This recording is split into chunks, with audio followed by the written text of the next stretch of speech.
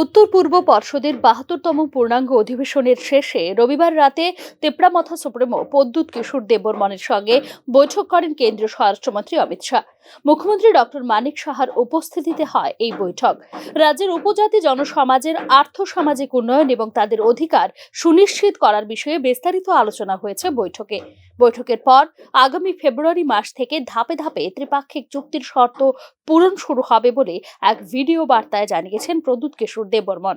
There may be another one more round of meeting, but we would like to finish the entire detail by February month itself, and I'm hopeful that we will be able to achieve something for our people.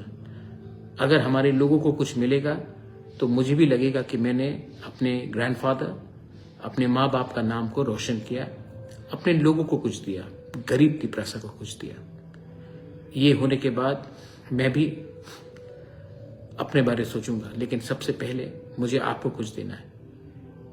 आज से 5 साल पहले when I had started, কেন্দ্রীয় সরকার ১২৫তম সংবিধান সংশোধনী বিল অনুমোদনের আশ্বাস দিয়েছে, যা উপজাতি অঞ্চলের উন্নয়ন ও তাদের অধিকার সুনিশ্চিত করবে বলে এদিন জানিয়েছেন প্রদ্যুৎ কিশোর দেববর্মন।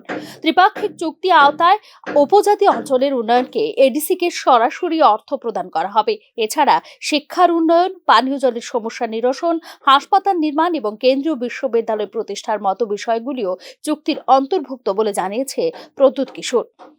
উপজাতি জনসমাজকে তাদের ভাষা, ভূমি এবং শিক্ষার অধিকার সুরক্ষিত করার প্রতিশ্রুতি দিয়েছে কেন্দ্র সরকার। এছাড়া আর্টিকেল 23 অনুযায়ী তাদের বিশেষ সুরক্ষা দেওয়া হবে বলে উল্লেখ করেন প্রদ্যুৎ কিশোর। এই চুক্তি শুধুমাত্র উপজাতি জনগোষ্ঠীর জন্য নয়, রাজ্যের বাঙালি ও পাহাড়ি জনসমাজের আর্থ-সামাজিক উন্নয়নেও গুরুত্বপূর্ণ ভূমিকা পালন করবে বলে জানিয়েছেন প্রদ্যুৎ কিশোর দেববর্মন। এদিকে অমিত শাহর প্রশংসা করে তাঁর নেতৃত্বে কেন্দ্রীয় সরকার সমস্যাগুলির সমাধানে আন্তরিকভাবে এগিয়ে এসেছেন বলে শাহের প্রশংসায় পঞ্চমুখ হয়েছেন প্রদ্যুৎ কিশোর। এই বৈঠকের মাধ্যমে ত্রিপুরার উন্নয়ন ও উপজাতি জনগোষ্ঠীর অধিকার অর্জনের লড়াই এক নতুন মাত্রা পেল বলেও মন্তব্য করেন Pradyot Kishore Debbarman. Bureau report, news নাও।